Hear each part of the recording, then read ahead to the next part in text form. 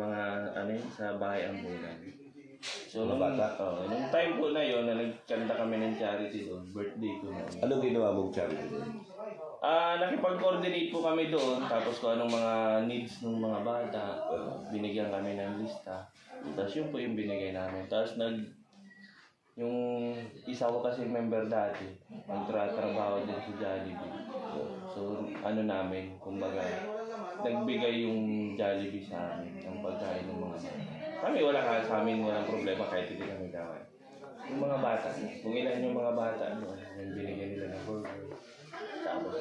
Tapos kami po, mga grupo namin, ipon-ipon kami ng pera para makabili kami ng mga gatas, diaper, sabon. So, okay yan. Ang source of fund nyo ay nanggagaling din sa inyo. Kung hanggang saan lang yung kaya. Diba? Okay. So, doon kami sir nagsimula. Dati dalawang grupo lang kami. Miyo natin, tapos kami. Tapos, nung na-experience ko yung bata na birthday ko, tapos sila nasa ampunan. Kinantahan nila ako noon, yung time ng birthday ko. Tapos niyakap nila ako isa. Doon ko na-feel na, ang sarap palang tumulong. Tapos yung para baga sir na, sila yung mas nangangailangan, pero parang nangangailangan ng kalinga ng isang magulang. Pero pinaramdam nila sa akin na parang kumpleto ako, pero parang ang laki ng kulang sa akin. So, simula nung ganun, sir, dinerecho ko na yun hanggang umabot kami ng 5 taon. Pero ang pinakaano namin ngayon, sir, is yung may mga sakit. Minsan may tulungan kami noon dito sa Kapalongga, pangalawang charity namin noon. Buong Bicol region, sir, ng mga riders na dala ko dito. Dinala namin sa Kapalongga. Kung maalala ninyo, sir, noon yung Tatay Carlito sa Kapalongga, may malaking bukol dito. Oo. Yeah. Na-vlog niyo yun, di ba kayo? Yung merong, dito, laylay sa mukha. Hindi ko na. Matanda. Pero sa Kapalongga na. Natulungan namin yung Jumbi. Very good siya. Ngayon, isang tanong lang. Ano naman yung nag-unjuk sa'yo? Bakit gusto mong sumali sa Team Kalingap? Yun nga po, sir. Yung parang mas mapalawak pa yung pagtulong ko. Hindi lang dito sa Camarines Norte. So, yun yung talagang gusto mo lang, ano yung nakita mo para pumasok ka dito? Nakita ko kasi, sir, si Sir Vincent, kasi nung nagkanta kami ng charity nun sa Cavite. Vincent Calyada.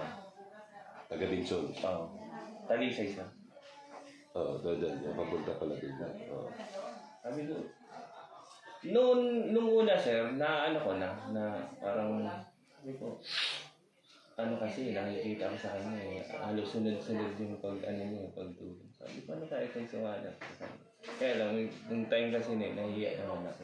Kasi bagong kakilala ko pa lang siya noon. Alam mo, sa charity, sa kagaya namin, merong parang seasonal. Merong downfall. Oo. Hindi lahat, kumbaga, sagana. Hindi lahat ng paburayo. Kasi minsan talagang makaka-experience ka na magte-trending ka. Minsan naman, minsan wala pang 100 ang views mo. Ganyan ang sa charity. So, ikaw ba willing ka na maging full-fledged kalingap na ang advocacy mo talagang yun lang yung gagawin mo, yung pagtulong na walang ibang gustong mangyari sa channel mo? Yes, sir. Okay lang po. Basta ang gusto mo lang maging kalingap. Yes, sir. Maging miyembro ng kalingap. Okay. So, ayun nga, pinapaalala ko lang, dito wala tayong money involved na yung para sa mga charity vloggers. So, yes, sir. Ito, nagdidepende lahat ito sa iyo. Okay. Kaya nga, meron kaming sinasabi na kung wala kang pantulong, pwede naman magpahinga. Okay. Pag meron, ituloy mo. Ganon yes, kami dito. So yun, okay yun, okay, good yung advocacy mo na-trigger ka dahil doon sa mga bata. Yes, sir. Tsaka kami, sir, pag nagkakanta kami ng charity, kasi ang involved dyan, pera. Totoo yan. So, yung nalilikom namin, sir, ang buong riders community dito sa Camarines Norte, is binibilang namin sa mismong harap ng beneficiary. Okay.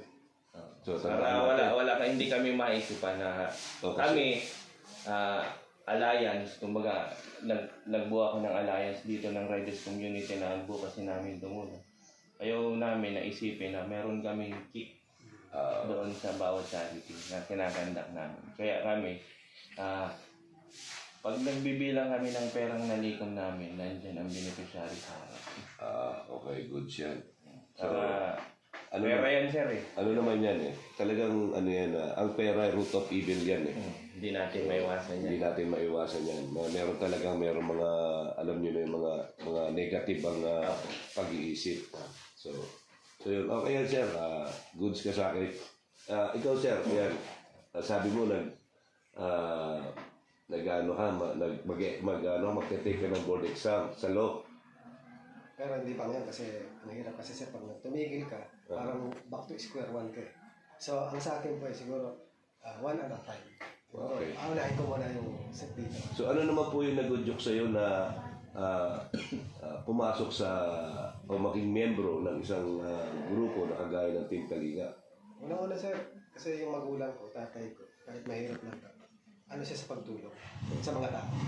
Ano siya eh, parang part siya ng barangay. Ano siya sa barangay? Sekretary, sa kalupulang araw, wala pa sweldo. Sekretary. So nakita ko doon sa tatay ko yung wala siyang kagalit, wala siyang ano.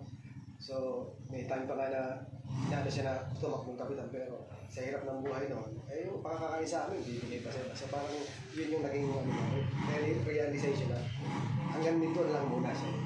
So yun yung na-adapt ko na parang legacy ng tatay ko. Yung pagtulong ay hindi lang sa bahay, kundi pati sa house. So, paano mo ini-express yung pagtulong mo sa mga kababayan natin? Ay ako po sir kasi anywhere eh. Strike ako eh. Kung meron lang naman laman bulsa kung may nakita ko dyan. Like for example, Kahit pulubi po, naglalakad dyan. Ay, bibigyan ko po yan. Kasi ang katiwiran paraan na kayo? Kasi ang katiwiran ko po, hindi naman kailangan ipakita sa tao. Yung mga simple ways. so may mga vlogs ka na rin. At yung unang vlog ko po, saka dalawa yung vlog ko na, unang vlog ko is charity. Binura ko lang po yun kasi nag-political reactor.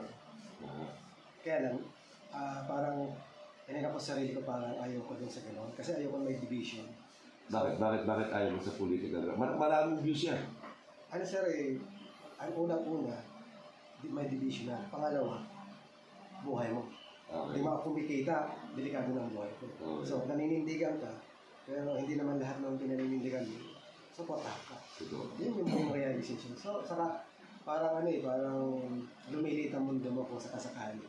So, sa pagtulong, hindi lilit ang, place mo, mas lalawa. Mas lalawa. Pero sa pag-charity, tatandaan natin, hindi lahat ng pag-charity natin, merong nanonood sa atin. Ay, sa akin po kasi, every vlogger naman frustration yan. Full frustration. Ako po, sa totoo lang, nung nagbalag ako ngayon, tatlo, ang views ko, sabi natin, wala pang 50. So, dati, yung nagbabalik ako ng politika, ano ko lang, 300, 400, plus, meron akong vlog na umabot na 7,000, 8,000 views. So, mix ako nun eh. Nag-showbiz pa ako parang chika. Kasi hahanapin mo kung nasaan ka mag-click kasi dyan. Kasi hindi pa naman ako monetize. So, hinahanap ko yung kung saan ako, So, pero at the end of the day, hindi ko, parang, hindi yun ang aking, yung first love. Hindi yun yung forte mo talaga sa pagbablog. Kaya naman, sir, kaya lang parang wala sa, ko na. Wala sa puso mo. Kasi ganito po yun, sir, Noong time na nagbablog ako, yung kuya ko nagkasakit, sir. So, hindi po ako makapagsalita. Alam mo may problema ka. May dinadala kang problema. Ito, dahil magulo sa isip mo yan. Hindi ka po kasi kahit magsalita ka, makikita sa expression ng mukha mo, wala ka sir. So, sabi ko, tigil muna ako sa kako. Apektado na rin yung... So, doon po yung naging sa akin. Mag-stop muna ako. Dumating po sa point na sabi ko, ano kaya kung tuloy ko na lang ang charity? Sabi ko, sarili ko. Siguro, mas ko yun eh. Mas parang yun yung mundo ko. Yun yung nakagisnan ko sa tatay ko. So parang gusto ko lang ituloy kahit na hindi naman tayo mayaman. Pero may mga paraan naman na pwedeng gawin para makatulong sa tao. Okay. So bakit naman Team Kalinga pang napili? Actually, sir, matagal na parang ano yan, wish ko lang. Yung parang pinipray ko na, kaya ako magiging part ng Kalingap. Si Kalingap Rap, dalawang beses kami nagkita niyan sa Emily Villar. Okay. Saka kasama niya si Benty Boy. Tapos sabi ni Benty Boy, gusto ko rin mag-vlog sir, tapos kinapa nga yung cellphone ko. Tapos ganito lang yung cellphone ko na. So doon ko naramdaman na mabait pala itong mga, kasi Boss Kalingap Rap. Pero hindi ako nagsabi sa kanya kasi nahihiya ako. Nagharap ako ng tulay. Yan nga si Vincent. Si Vincent. Kasi si Vincent, yung mga anak ng kaklase ko, markada siya. Nakikita ko na siya. Minsan sa inuman, sa okasyon, nakikita ko na siya. Pero hindi ako nagsasabi. Kasi, yun yung parang, unang-una, kaya ako gusto sa Kalingap, unang-una, si Kuya Val, matagal ko din sinusubaybayan. Hindi po pambobola. Yung po yung simula kay Lola Damiana, subaybayan ko na. Pero hindi naman sabi natin 100% makakasubaybay. Pero alam ko na yung ginagawa niya is maraming natutulungan. Sa malawak. Yun po yung dahilan kaya gusto kong makapasok ng Kalingap. Oo, malawak talaga dahil nasa Manila ako, Kalingap na ako eh. Kasi